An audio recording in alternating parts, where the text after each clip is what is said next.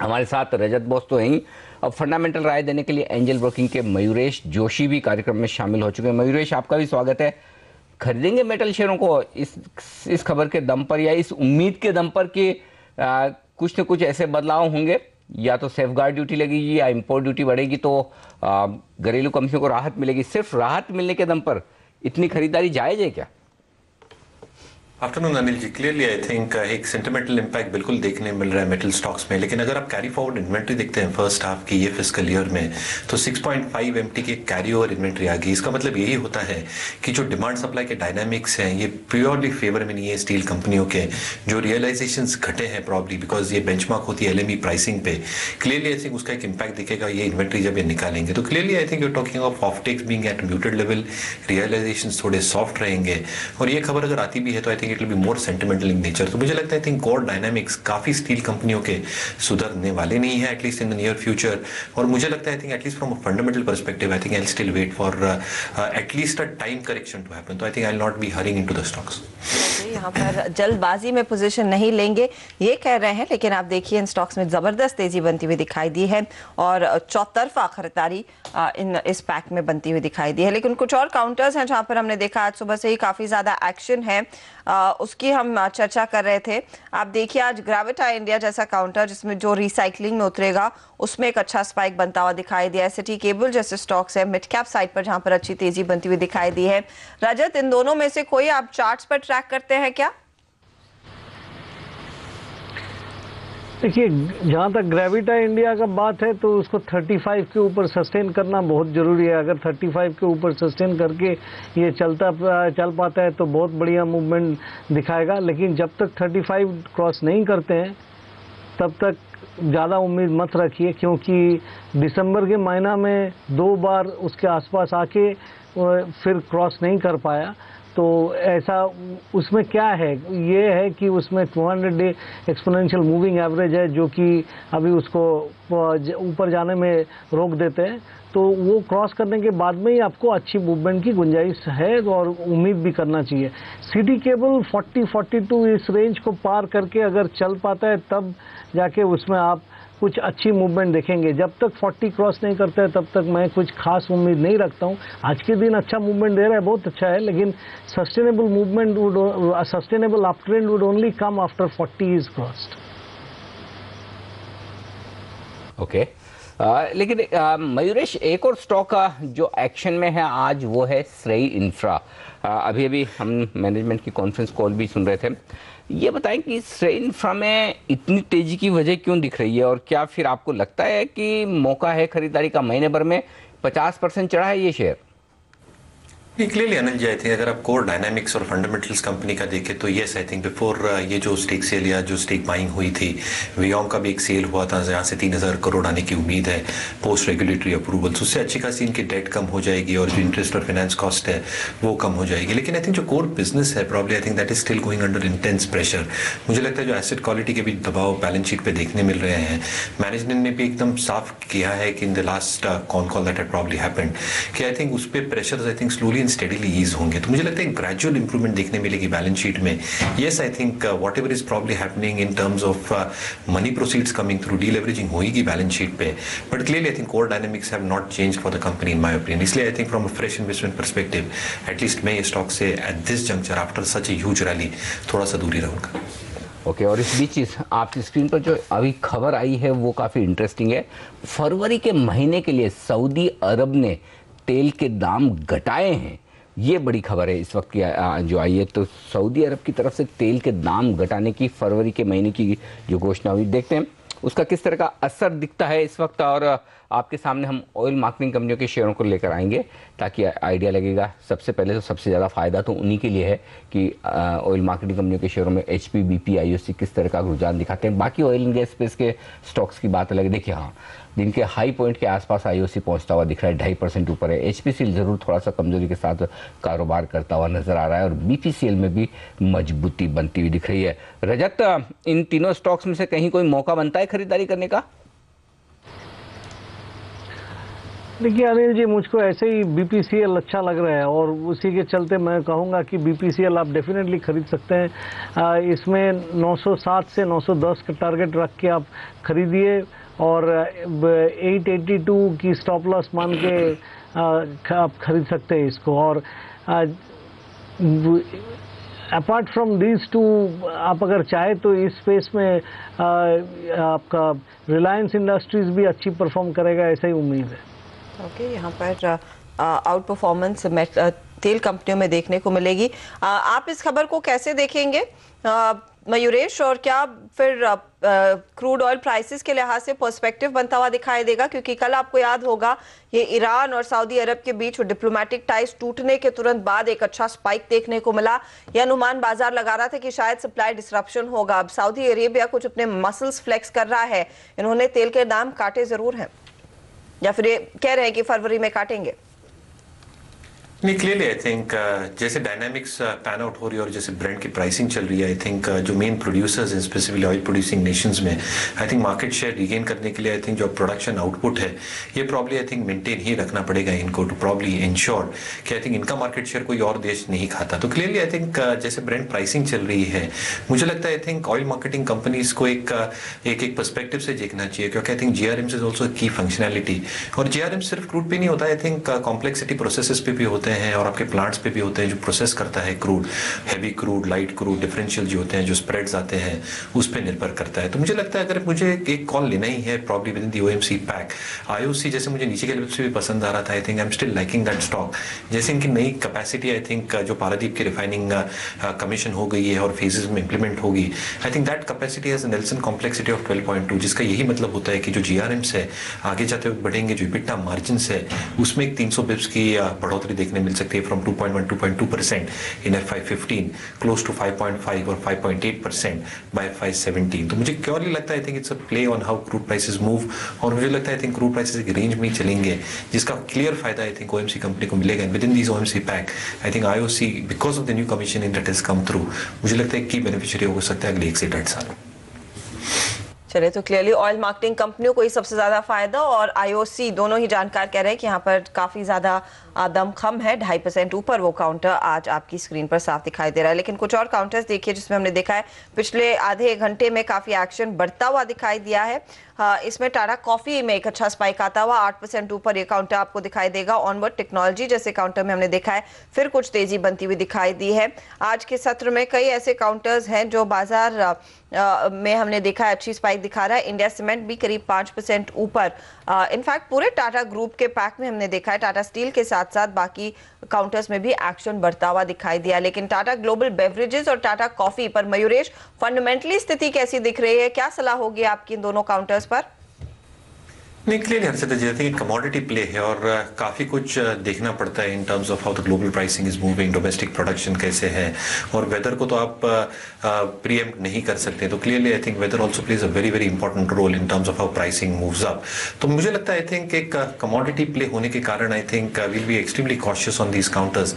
कोई aggressive position हम लेंगे नहीं, but clearly I think we'll wait for declines on to this counters, क्योंकि I think there will be better opportunities to enter these stocks at a later date. Anil Ambani group के शेयरों में भी नजर रखिए, सारे के सारे शेयर मजबूत है। अभी रिलायंस कैपिटल की हम बात कर रहे थे, रिलायंस इंफ्रा को देखिए 2% मजबूत है।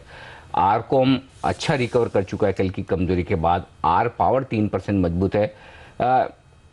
मयूरेश, इस ग्रुप के शेयरों पर राय लेना चाहता हूँ, और अगर आपको कोई निवेश के लायक लगता है तो वो बताएं, क्योंकि आजकल हो ये रहा है कि कोई भी खबर आए तो ये स्टॉक बड़ी तेजी से दौड़ लगाते हैं, और पहले ये होता था खबर आई सेल ऑन न्यूज हो जाता था, लेकिन अब खबर आने के बाद भी मजबूती बरकरार रहती है, उल्टा थोड़ा और ऊपर जाते हैं। मजबूती दिखा रहे हैं ट्रेडर्स के लिहाज से, लेकिन फंडामेंटली आपको कोई स्टॉक पसंद हो खरीदने के लिहाज से तो वो बताइए।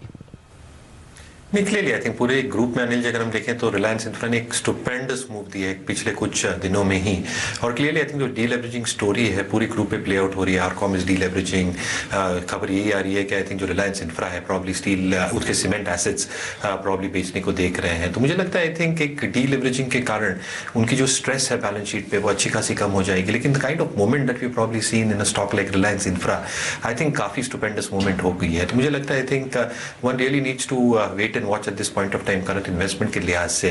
और clearly I think within the pack itself I think Arcom जो telecom regulatory concerns हैं, call drop का आप समझे with the additional capex that would be required or the opex that will be required to strengthen the existing system उनके network को. और clearly I think जो इनका dual system है उसमें I think जो इनकी subscriber growth in terms of how revenues will pan out, ARPUs और MOUs दोनों I think parameters are important to be watched out for, जो शायद प्रेशर में रह सकते हैं because of whatever we are seeing happening with the telecom industry. इसलिए I think एक extreme cautious call लेंगे हम. And again clearly I think Reliance Infra I think भाग चुका है, तो clearly I think I'll wait for numbers to probably come through and then take a call.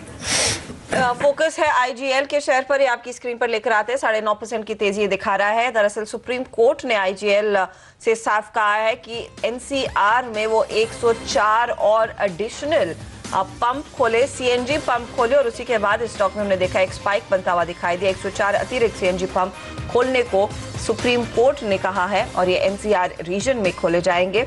क्या सलाह होगी मयूरेश, कंपनी के लिए साफ तौर से बिजनेस बढ़ेगा? Clearly yes. और कितना केपेक्स कमिटमेंट होता है, कैसे ये खुलते हैं, क्या टाइम पीरियोडिसिटी पे खुलते हैं, आई थिंक स्टॉक को रिएक्ट करना बहुत जायज़ है. But clearly I think it will take time even after the directive has come through. ये पंप डालने के लिए कितना कैश आउट को होगा, ये सारी चीज़ें देखनी पड़ेंगी. In the quarter gone by probably I think industrial offtake थोड़ा ज़्यादा हो गया था, और जैसे इन्होंने 2 एक्विजिशंस की हैं हमारे हिसाब से I think that can be value accretive over the next few years.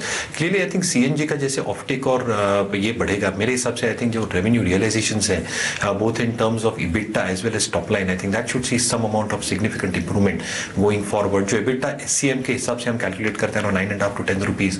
I think if efficiencies बढ़ती है सिस्टम में तो I think that should go in higher in figures of double digit. 10-10.5 रुपए के ऊपर भी जाने चाहिए पर SCM.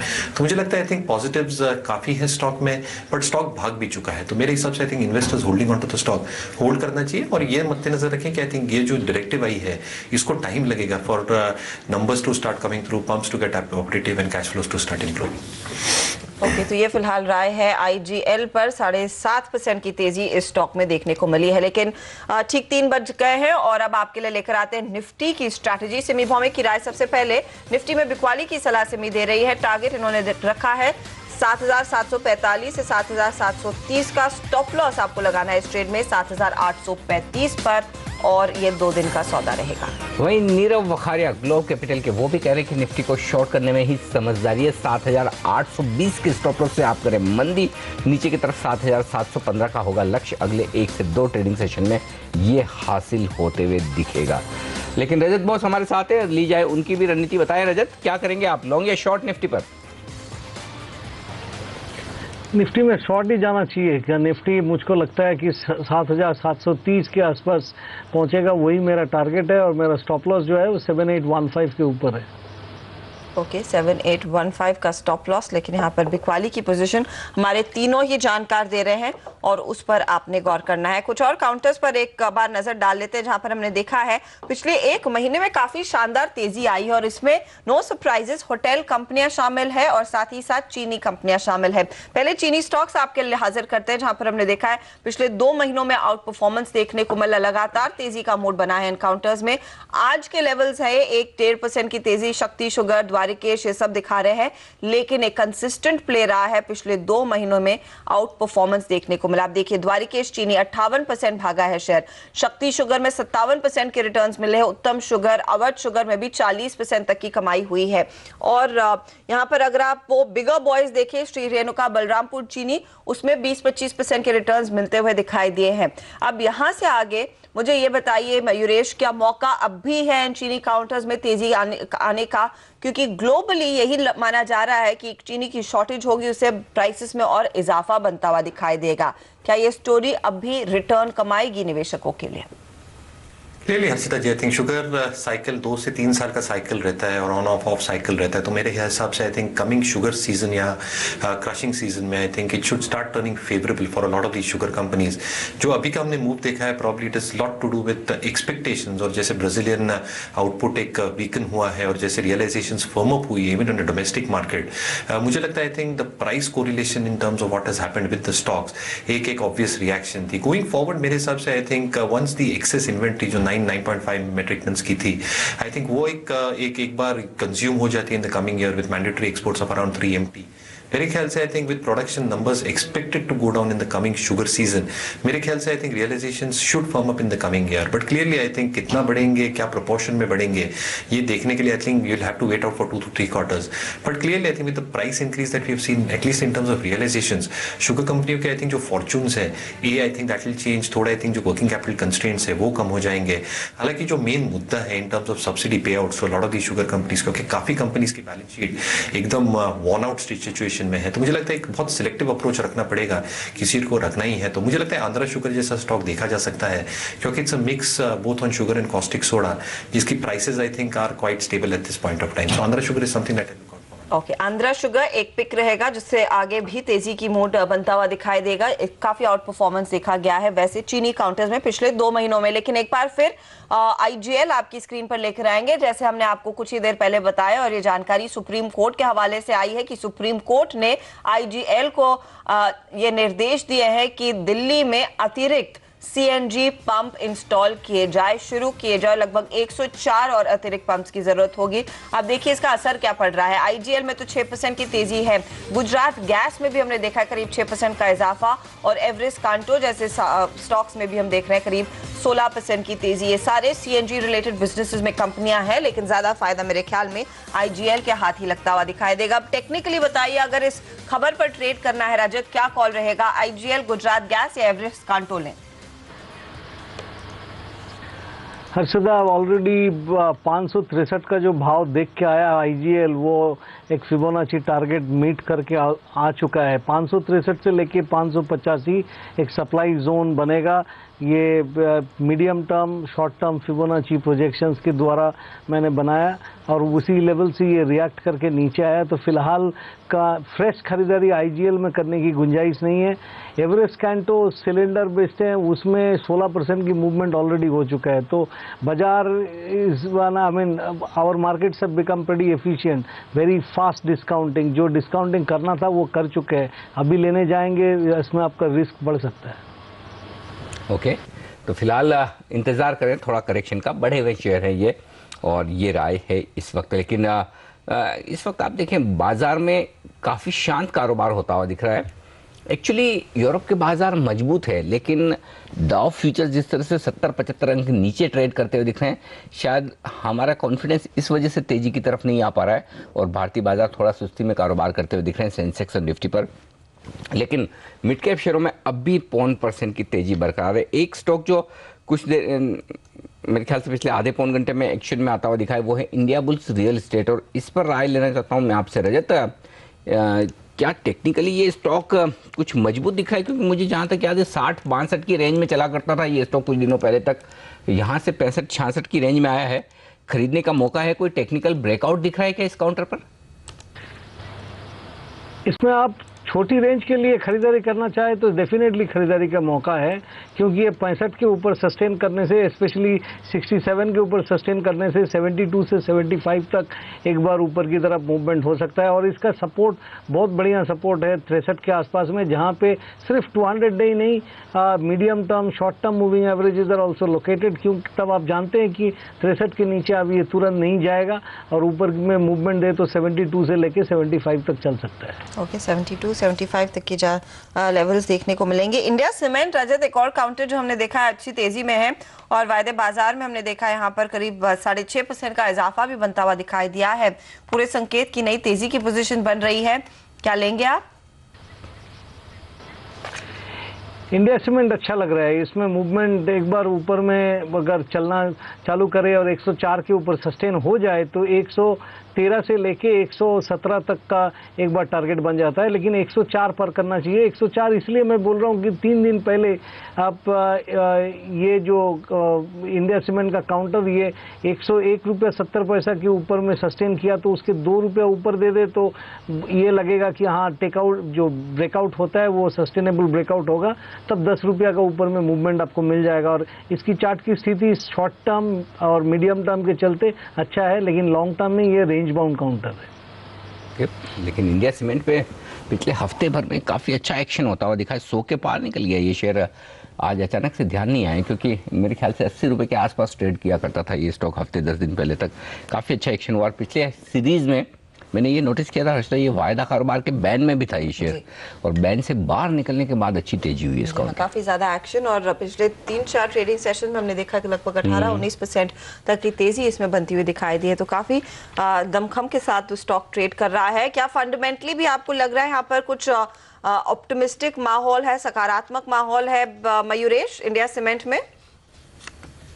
क्लियरली आई थिंक जो डायनामिक्स हम देख रहे हैं, आई थिंक रियलाइजेशंस थोड़ी म्यूटेड ही लग रहे हैं, और जैसे साउथ इंडिया की हम बात करें, आई थिंक ये स्टॉक पे क्लियर होल्ड हो सकता है लॉन्ग टर्म इन्वेस्टर्स के लिए। लेकिन probably what we are liking from a bottom up approach south based companies को लेके इज ओरिएंट सीमेंट। मुझे लगता है आई थिंक जो वॉल्यूम ग्रोथ देखने मिलेगी, नया प्लांट जो उन्होंने कमीशन किया है गुलबर्ग में 3 MTPA का, I think total capacity 8 MTPA हो गई है। एफिशिएंसीज काफी स्ट्रॉन्ग है क्योंकि इनके सारे प्लांट्स आई थिंक माइंस के नजदीक है, तो सिंगरेनी कोल माइंस के नजदीक इनके 2 प्लांट है। अगर आप देखें तो NTPC के जो थर्मल प्लांट है वहां से फ्लाई ऐश आती है। तो clearly freight cost, electricity cost, power and fuel cost, क्योंकि 50 MW का एक कैप्टिव यूनिट भी इनके पास, इनसे इनकी वजह से आई थिंक कॉस्ट ऑप्टिमाइजेशन काफी हाई रहती है। Realisations I think are expected to remain stable with the new capacity that has come through. मुझे लगता है वॉल्यूम ऑफ टेक्स काफी हाई हो सकता है and they cater to important areas in a state like Maharashtra. तो मुझे लगता है ओरिएंट सीमेंट वैल्यूएशन के तौर पे भी it's trading close to around $85-86 on an EV to ton basis. मुझे लगता है इजीली $95 EV टू टन पे ट्रेड कर सकते हैं, इसलिए I think we are very very optimistic on Orient cement. हमारी टारगेट 185 की रहती है over the next 12 months. Orient cement, ये है मयूरेश की पसंद। 185 के टारगेट के लिए यहाँ पर शायद तेजी की जा सकती है। स्टॉक आप देखिए 3% ऊपर है, 154 पर कर रहा है कारोबार। लेकिन एक स्टॉक जो फोकस में रहेगा कल, और वो है नारायण हृदयालय। ये कल इसकी लिस्टिंग होने वाली है। IPO 8 गुना से ज्यादा सब्सक्राइब हुआ था, ये आपको याद होगा। लेकिन लिस्टिंग पर क्या कमाल दिखाएगा ये शेयर, इसी पर हमने ब्रोकर्स का पोल कराया, और इस पोल में क्या निकल कर आया है हमारे सहयोगी डिम्पी कालरा यही बता रहे। डिम्पी, बताइए क्या रिस्पांस मिला और किस तरह की लिस्टिंग मिल सकती है? देखिए, ब्रोकर्स पोल के अंदर हमने अलग अलग एनालिस्ट से बातचीत की और सिर्फ उनसे 2 ही सवाल पूछे कि क्या कल लिस्टिंग बेहतर होने वाली है या एक कमज़ोर लिस्टिंग के तौर पर इस शेयर को देखेंगे। तो करीब 75% एनालिस्ट का ये मानना था कि एक कमज़ोर लिस्टिंग के तौर पर कम से कम आप इसको देखेंगे, क्योंकि इसकी सब्सक्रिप्शन के आंकड़े ठीक ठाक थे कुल मिला के, और आप कुछ ग्रे मार्केट में प्रीमियम भी था, इसलिए आपको सब्सक्रिप्शन आपको लिस्टिंग गेन तो मिल जाएगा, लेकिन कुल मिला के कमज़ोर लिस्टिंग होगी अगर आप इसके और पीयर से कंपेयर करके देखेंगे तो। दूसरा, उनसे हमने ये सवाल पूछा कि चलिए ठीक है, आपने ले तो लिया है शेयर, लेकिन क्या इसमें लंबी अवधि के लिए बने रहे या फिर लिस्टिंग गेन या लिस्टिंग लॉस जो भी होता है इससे लेके बाहर आ जाए। तो ज़्यादातर एनालिस्ट का ये मानना, 70% एनालिस्ट का ये मानना था कि नहीं, इससे बने रहना नहीं चाहिए। अगर आपको कल 20 रुपये, 30 रुपये, 40 रुपये जितना भी आपको गेन होता है, एक बार गेन लेके बाहर आ जाना चाहिए, क्योंकि इसमें वैल्यूएशन को लेकर कुछ एक कंसर्न्स है, हो सकता है करेक्ट हो, तब आपको एक बेहतर मौका मिल सकता है री एंट्री करने का। तो इसलिए रुकने की सलाह भी नहीं दी है एनालिस्ट ने। 70% एनालिस्ट कह रहे हैं कि इसमें रुके नहीं, और कल कमजोर लिस्टिंग होने की आंकड़े सामने आ रहे हैं ब्रोकर्स पोल के जरिए। चलिए देखा जाएगा कि 2 बेहतरीन लिस्टिंग के बाद क्या नारायण हृदयालय आज कल एक कमजोर लिस्टिंग दिखाता है, क्योंकि एल्केम और डॉक्टर लाल पैथ लैब फार्मेसी मिले जुलते कारोबार है, ये हॉस्पिटल का कारोबार है, लेकिन उनकी लिस्टिंग बड़ी शानदार हुई है। लिस्टिंग के बाद भी इन शेयरों ने दौड़ लगाना छोड़ा नहीं है। मयूरेश, आपने इस IPO को ट्रैक किया है, क्या लग रहा है आपको? नहीं, क्लियरली अनिल जी, अगर हम देखें तो जितने ऑपरेशनल बेड्स हैं, 1600 ऑपरेशनल बेड्स हैं इनके जो ओन्ड हैं आउट ऑफ 5440 ऑड। अगर मैं ये देखूँ कि जितनी भी बेड एडिशन हुई थी over the last 2 years, 40% on a compounded basis हुई थी। और अगर हम इनके पेयर्स को कंपेयर करते हैं, something like an Apollo hospital, उनकी एडिशन इतनी पेस से हुई ही नहीं थी। दूसरी बात, आई थिंक जो इनकी प्रॉफिटेबिलिटी मार्जिन रहती है, I think they are much lower compare to what their peers are. इनके जो ऑक्यूपेशन रेशियोज हैं, क्योंकि इतना इन्होंने सब्सटेंशियल इंक्रीज किया था, आई थिंक उसमें थोड़ी आई थिंक कमजोरी देखने मिलती है। They language anywhere between 54 to 56 odd %। और अगर आप कंपेयर करते हैं पीयर्स लाइक अपोलो हॉस्पिटल, उनका 68% है, फोर्टिस का in excess of 70%। Clearly EV पर ऑपरेशनल बेड पर हम पैरामीटर पे एनालाइज करें स्टॉक को, तो Narayana is around 1 time, Apollo hospital around 2.4 times. अगर कोर वैल्यूएशंस की बात करें तो FY16 के हमारे हिसाब से number should come around 1550 odd crores, OPM अराउंड 11% which is lesser than the peers, profitability around 25 crore which is again lesser than there pairs. और अगर valuations in terms of EV to sales हम करें तो I think it is trading around 3.4 times, और Apollo hospital 3.6 times पे है, जो well entrenched और वेल एस्टैब्लिश प्लेयर है। तो मुझे लगता है आई थिंक ये सारे कंसर्न शायद स्टॉक पे प्ले आउट हो जाएंगे, and I am probably expecting a very weak listing to probably come through कल। चलिए, कमजोर लिस्टिंग हो सकती है।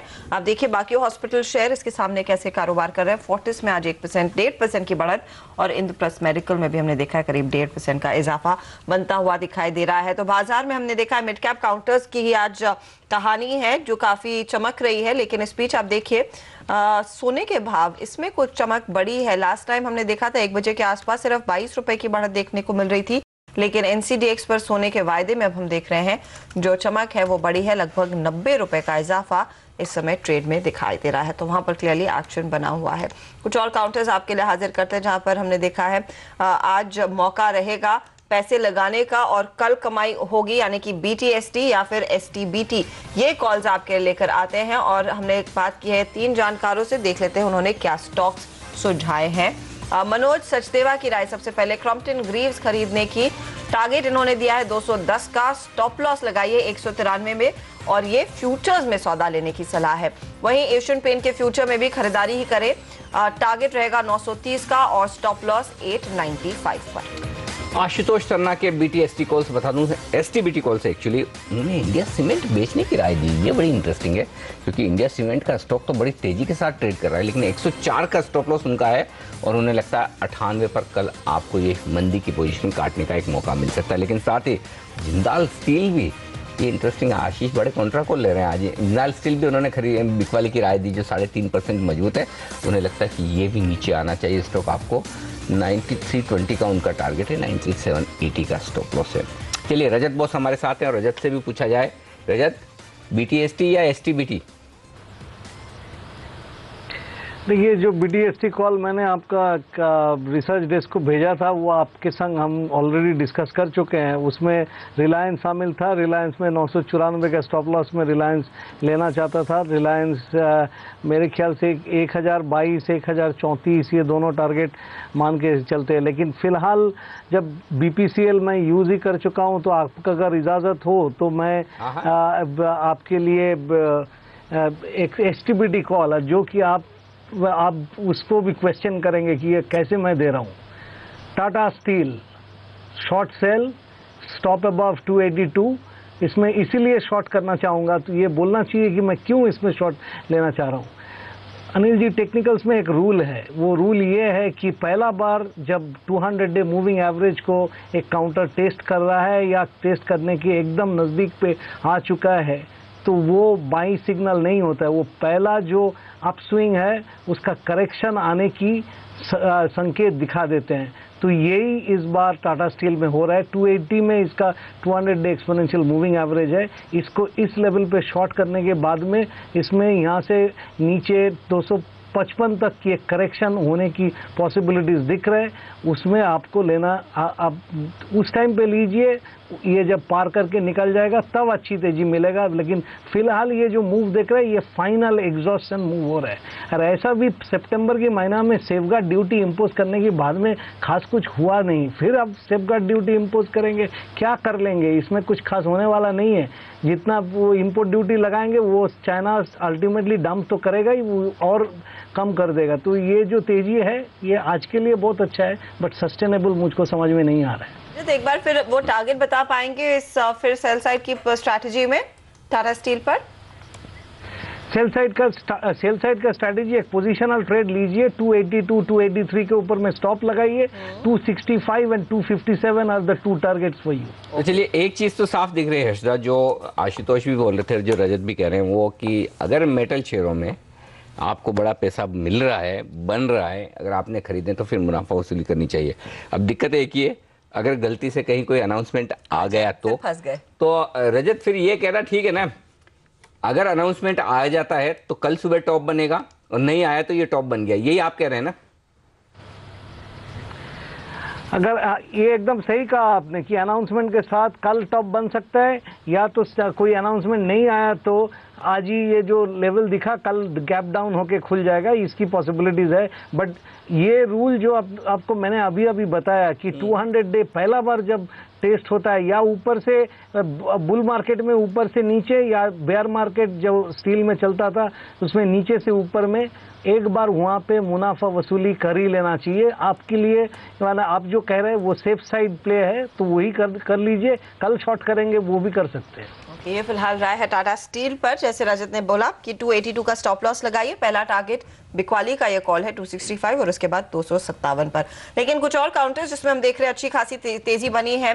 IFCI देखिए काउंटर एक स्पाइक दिखा रहा है, 7.5% की तेजी इसमें आती हुई दिखाई दी है। कल ही इन्होंने कहा था कि ये एक बिजनेस से एग्जिट कर रहे हैं और उसके बाद ओपन इंटरेस्ट एडिशन भी काफी ज्यादा होता हुआ दिखाई दिया। रजत बताइए, ये क्या तेजी का खिलाड़ी आगे भी जारी रहेगा या फिर यहाँ पर अब 29-20 के आसपास भी एग्जिट लेना बेहतर है?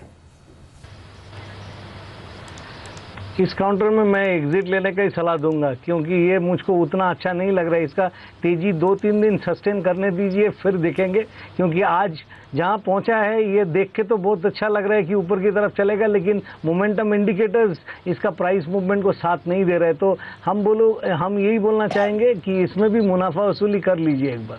तो इस काउंटर में मुनाफा वसूली, लेकिन बैंकिंग काउंटर आज हमने देखा है काफी ज्यादा प्रेशर आया है। बैंक निफ्टी आप देखिए 56 अंकों की गिरावट पर कारोबार करता हुआ और PSU बैंक्स की सबसे ज्यादा धुलाई हुई है। Bank of Baroda, PNB, state bank of India ये टॉप लूजर्स है आज निफ्टी के। यहीं पर सबसे ज्यादा गिरावट देखने को मिली। क्या सलाह होगी आपकी मयूरेश इन PSU बैंक्स में? तो क्लियरली जैसे एक्सपोजर है सदा जी, और जैसे इनकी रिस्ट्रक्चर पाइपलाइन है, उदाहरण के तौर पे PNB की in excess of 36-37 crore, I think एक डाउट सा बना रहेगा in terms of how the cleaning up of balance sheets will take place. इसलिए जो रिएक्शन आप देख रहे हैं is it more to do with asset quality concerns और credit growth. Again I think general banking industry के लिए I think थोड़ी लैंग्वेज हो रही है। हैविंग सेड दैट, प्रॉब्लम मुझे लगता है स्टेट बैंक एक अच्छा विकल्प हो सकता है, because with in this space itself I think जितने एसेट क्वालिटी के कंसर्न्स हम लार्जर यूनिवर्स में देखते हैं, शायद स्टेट बैंक के बैलेंस शीट को देखने इतना लगता नहीं है। दूसरी बात, I think capital adequacy extremely strong है, इनका कासा रेशियो स्ट्रॉन्ग है, और वैल्यूएशंस भी I think if I compare with the private sector guys काफी डिस्काउंट पे चल रहे हैं। तो मुझे लगता है आई थिंक स्टेट बैंक एक विकल्प हो जाएगा with in the PSU banking universe. Okay, एक और स्टॉक मयूरेश मुझे याद आता है, आदित्य बिरला नुओ, आपके ऑर्गेनाइजेशन से जो एक्सपर्ट आया करते थे राजन शाह, उन्होंने 900,000 रुपए से इसे पहले जैकपॉट में दिया, कई बार रिकमेंड किया था। उस समय लोगों को लगता था इतना 800,000 रुपए का स्टॉक, ये जैकपॉट बोल रहे हैं, कितना चलेगा कितना नहीं चलेगा, लेकिन 2200-2300 रुपए का ये स्टॉक हो गया है। और आज भी देखिए आदित्य बिरला नुओ में क्या एक्शन है, 6% स्टॉक ऊपर बढ़ा है, ओपन इंटरेस्ट 11-12% बढ़कर आया। तो यानी कि इतनी दमदार तेजी की पोजीशन अभी भी यहाँ पर बन रही है। क्या निवेश का मौका अब भी है इस प्राइस पर आदित्य बिरला नुओ में? नहीं, क्लियरली जैसे इसके बिजनेस सेगमेंट्स हैं और काफ़ी डाइवर्सिफाइड सेगमेंट्स हैं, मुझे लगता है आई थिंक जितनी प्राइस मूवमेंट देखी है और अगर इन्वेस्टर्स लोअर लेवल्स पे होल्ड करते हैं, क्लियरली होल्ड करना चाहिए। लेकिन from a fresh investment perspective I think काफ़ी कुछ डिस्काउंट्स हो जाएंगे against the businesses that they probably run at this point of time. कितना ग्रोथ आएगा अगले 2 सालों में स्पेसिफिकली टेलीकॉम बिजनेस को लेके, रिटेल कारोबार को लेके, I think one really has to look at numbers peacefully हर एक चीज़ में। इसलिए लोअर लेवल पे अगर इन्वेस्टर्स स्टॉक में निवेशित है तो बने रहे, लेकिन फ्रेश इन्वेस्टमेंट के तौर पर I think will not be suggesting because valuations are concern, और दूसरी बात I think various business lines are probably going through pressure points. Okay, तो यहाँ पर क्लियरली मौजूदा भाव पर वो फेवर में नहीं है तेजी की पोजीशन लेने के लिए, लेकिन 6% भागा है ये काउंटर आज, इसमें काफी ज्यादा जोश दिखा है। कुछ और काउंटर जहाँ पर हम देख रहे हैं बाजार बंद होते होते हम कुछ पिकअप देखने को मिला है, उसमें पोलो हॉस्पिटल अब 2% की तेजी दिखा रहा है ये काउंटर। साथ ही आप देखिए मद्रास फर्टिलाइजर, कावेरी सीड्स, ये स्टॉक से जहां पर हम देख रहे हैं अच्छा खासा एक्शन। PVR में भी कुछ स्पाइक आता हुआ। ऑटो कंपनियों में TVS मोटर हल्की सी बढ़ा दिखा रहा है, लेकिन M&M ये स्टॉक आपके लिए हाजिर करेंगे जहां पर स्टॉक में हमने देखा है कुछ बिकवाली का दबाव देखने को मिला था, लेकिन कोशिश कर रहा है पॉजिटिव टेरिटरी में टिकने की। अब सुप्रीम कोर्ट ने जो आदेश दिया है कि अब इन कंपनियों को ये प्रूव करना पड़ेगा कि 2000 सीसी से ज्यादा से बड़े इंजन्स की गाड़ियां वाकई में प्रदूषण नहीं फैला रही हैं दिल्ली में या फिर दूसरे जगहों पर। अब ये कंपनियों के हाथ में आ गया इसे प्रूव करना। अब हालांकि वो रजिस्ट्रेशन और सेल पर अभी भी बैन है। मयूरेश, क्या कॉल होगा, क्योंकि पहले स्टॉक पिटा है, ये मामला टला तो नहीं है?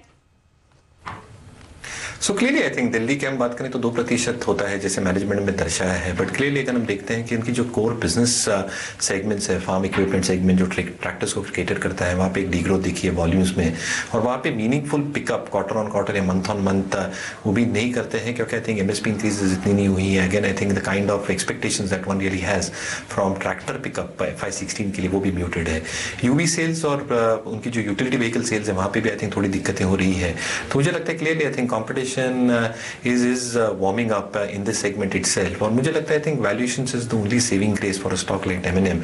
तो मेरे ख्याल से आई थिंक फ्रेश इन्वेस्टमेंट के तौर से I think investors should still wait and watch for a stock like M&M। Okay, थोड़ा इंतज़ार कर लेने में समझदारी है यहाँ पर, लेकिन हमारा जैकपॉट शेयर आज अच्छा प्रदर्शन करता हुआ दिख रहा है। 10% से ज़्यादा की उछाल ग्रोअर एंड वेल में दिख रही है। अगर आप चार्ट देख सकें रजत, तो ग्रोअर एंड वेल सिर्फ मेरे ख्याल से BSE पर है ये शेयर, और 37.5 रुपये पर इस वक्त ट्रेड कर रहा है। क्या राय होगी आपकी?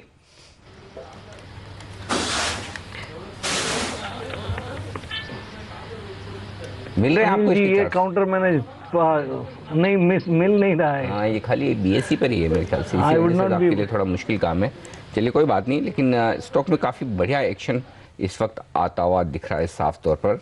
ये एक स्टॉक है जहां पर मेरी नज़र थी, लेकिन वायदा कारोबार में एक दो स्टॉक मैंने ऐसे ढूंढे जहां पर ओपन इंटरेस्ट में बड़ा भारी भरकम बदलाव होता दिख रहा है। स्टॉक तेज दौड़ लगा रहे हैं। क्रॉम्पटन ग्रीव्स ये स्टॉक, इसके चार्ट्स बताइए आप मेरे को।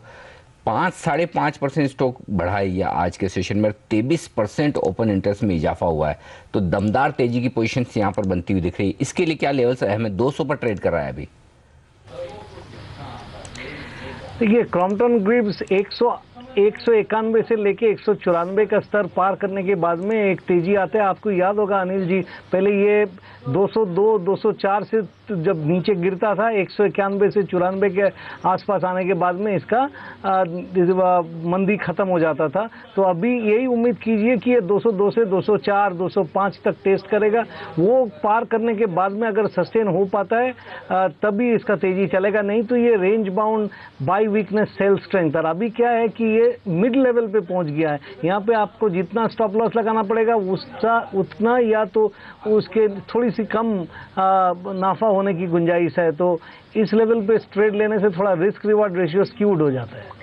और इनफैक्ट ग्रावर एंड व्हील आपके लिए हाजिर करेंगे एक बार फिर। उसके साथ ही 2 और स्टॉक्स आपके लिए पेश करते हैं, और ये तीनों ही जैकपॉट शेयर है जहां पर हमने देखा है काफी एक्शन आज फिर बरकरार है। ग्रावर एंड व्हील में हमने देखा अच्छी खासी तेजी बनती हुई, 10% ऊपर है ये काउंटर। कॉस्मो फिल्म्स एक और स्टॉक जो हमने कल ही आपको बताया था, ये भी आउट परफॉर्म कर रहा है आज की ट्रेड में। और एटलिस साइकिल्स, इसमें भी हमने देखा है जमकर तेजी हुई है।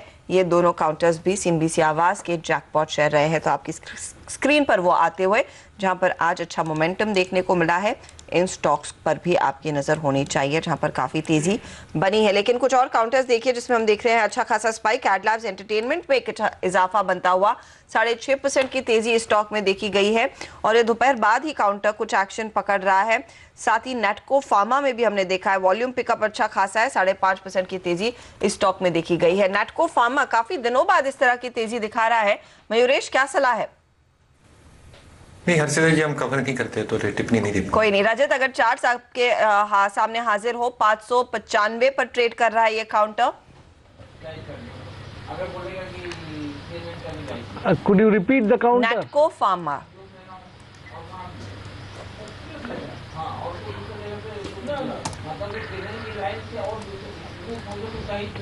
जब तक रजत वो स्टॉक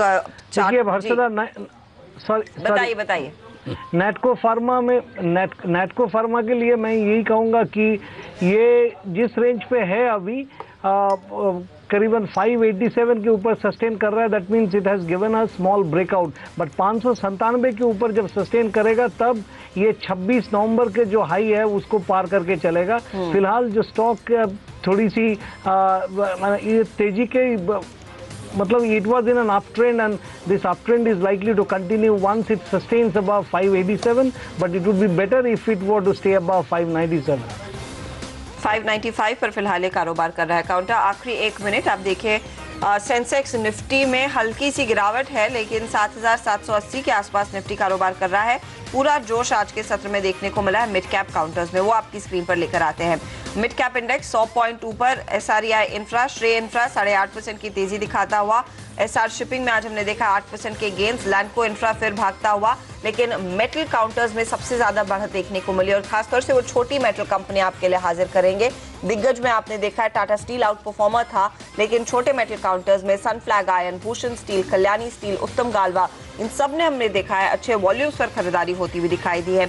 इंडिया सीमेंट जहां पर एक अच्छी तेजी का मूव आया है, 6% भागा है ये काउंटर। नैटको फार्मा जिसकी हम बात कर रहे थे, एडलैब्स एंटरटेनमेंट, ये दूसरे काउंटर्स है जहां पर हम देख रहे हैं बाजार बंद होते होते और भी तेजी बढ़ रही है, अच्छी खासी बढ़त देखने को मिल रही है। AB नोवो को भी आप उस लिस्ट में जोड़ सकते हैं जहां पर अच्छा खासा इजाफा बनता हुआ दिखाई दिया। तो ऑल इन ऑल एक शानदार सत्र छोटे मझौले काउंटर्स के लिए जरूर निकल कर आया है।